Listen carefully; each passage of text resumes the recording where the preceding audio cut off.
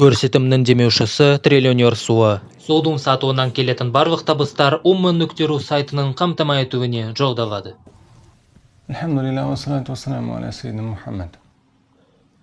Мүлікті адамбыз. Бізде зият, жан, дене бар. Бұл бөліктеріміздің немесе бағыттарымыздың әрбіреумен күн сайын жұмыс істеу керек.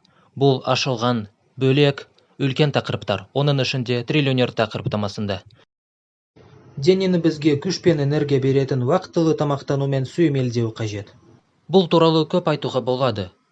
Бірақ сіздерге тек тамақ ішудің 5 қағидасын атап өткім келеді. Түрлі нюанс ерекшеліктер бар, аяттар, хадистер. Бұл тақырыпта талайын келтіре аламын. Дегенмен тек 5-ін алдым. Бірінші, Мұхаммед пайғамбар саллаллаху алейхи вассалам оған Аллахтың игілігімен сәлемі болсын былай деді. المؤمن يشرب في ميعان واحد والكافر يشرب في 7 أمعاء. Яғни дінге сенетін, Құранда дейтіндей, мумин, иманы жүрегінің деңгейіне дейін түскен. Яғни ол жай ғана тілде не қандайды бір сыртқы пішінде емес.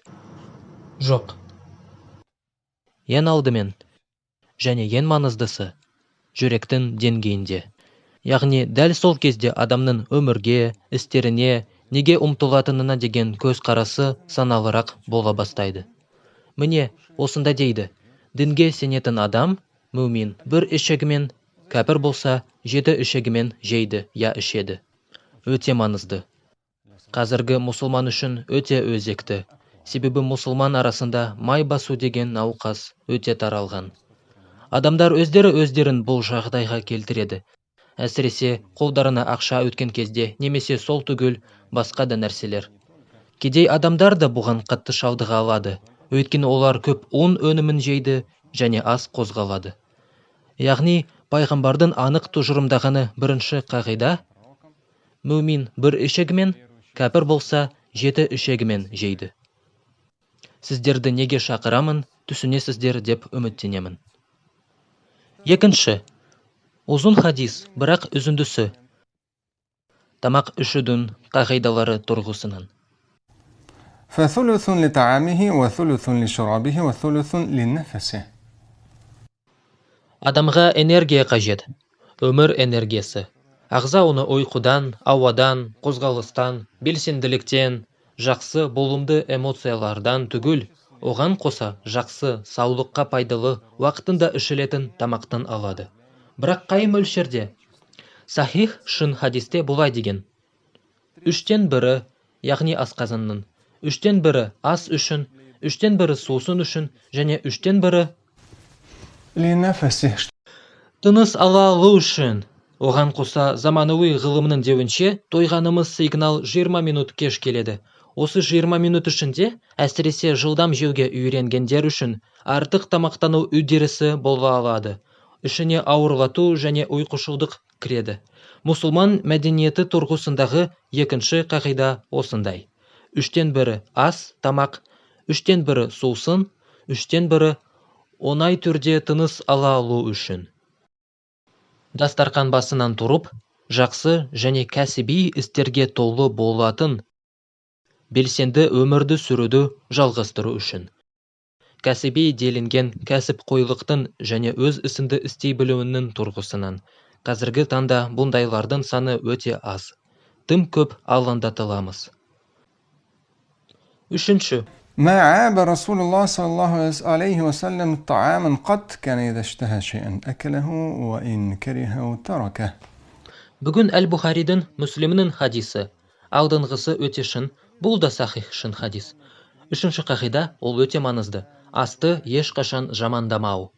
Анау асыра тоздалған, мынау асыра қуырылған, ол бұндай, ол сондай, балық ондай, балық осындай, ет, жемістер, тағы басқалар. Жоқ. Мұхаммед пайғамбар Аллаһ Аллахтың игілігімен сәлемі болсын, ешқашан асты жамандамаған. Аста, тағамда ешқандай кемшіліктерді іздемеген. Егер оған бірдеме ұнаса, хадисте делінетіндей, ол оны жейтін еді. Егер оған ұнамаған болса, ол оны жемеуші еді. Бірақ осы ас жайында жаман ештеме айтпайтын еді. Нөмірі 4-ші қағида. Оған түп саналы кедейлік пен байлық кітабында егжей-тегжейлі сипатталған. Өкінішке орай, адамдар байлық сіздер табатын еңбек ақыға байланысты деп өте жиі ойлайды. Бұндай бір нәрсе емес. Қозғаушы күш пен факторлар көп. Олар балалық шақта басталады. Түрлі дұрыс пайдалы әдет пен дағдылардан басталады. Оның ішінде өте маңызды әдеттен. Бұл төртінші қағида ақшаға емес, бірақ үшіге қатысты деліне алады. Бірақ қорытындыда материалдық молшылықтарыңызға да қатысты. لا تدري في أيه البركة. Тамақ қалдықтары жайында айтқанда, біткенше жеу керектігі туралы, оған қоса сіздер қолдармен жегенде саусақтарыңызда қалған қалдықтарды да. Сол айтылғанда, бәрін біткенше жеу керегін, соңына дейін жеу керегін, өкінішке орай, мұсылман әлемі жалпылай айтылса, осы бір өте маңызды сүннетті жоғалтып алды. Мүмкін мұсылмандар арасындағы кедейліктің тараулуының үлкен бір себебі сонда. Құдайшылдықтарында емес, айыпқа бұйырмаңыздар. Мұсылмандар соны әйтеуір бір түсінеді деп үміттенемін. Кедейлік құдайшылдықтан емес, иек астымызда болатын, назарға алынбайтын, Құранда және сүннетте жазылған талай басқа маңызды факторлардан. Олардың бірі біткенге дейін жеу.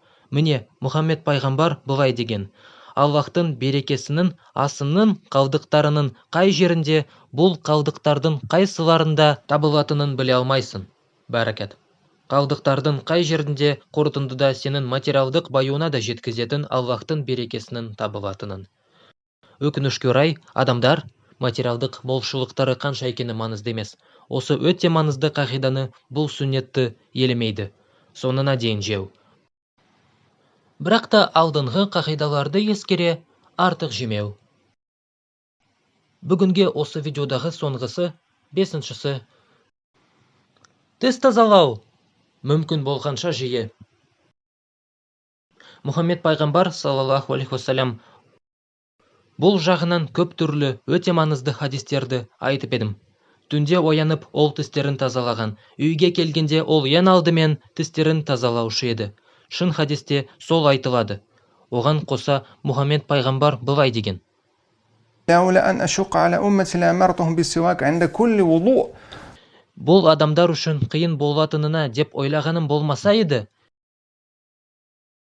Яғни бұл олар үшін ауыр және қиын болып шыға алады. Соны ғана еске ала, бұны міндетті қылмадым. Әйтпесе әр дәрет алған кезде тіс тазалауды әмір етер едім.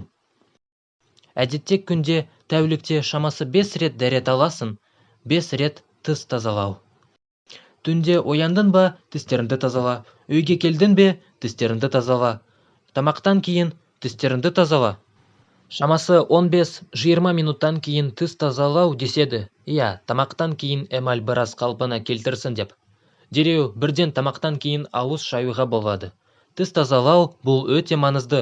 Ауыз қуысы және тіл, ол жерлерде өте көп микроб бар. Ешбір жерде, не аяқтарда, не айыр жерінде, ешқайда, не қолдарда микробтардың саны, оның ішінде ауру тудыратындарының ауыздың ішінде болғандай көп бола алмайды. Сондықтан Аллахтың елшісі үнемі тістерін босқа тазаламаған, ауыз қуысын таза ұстаған.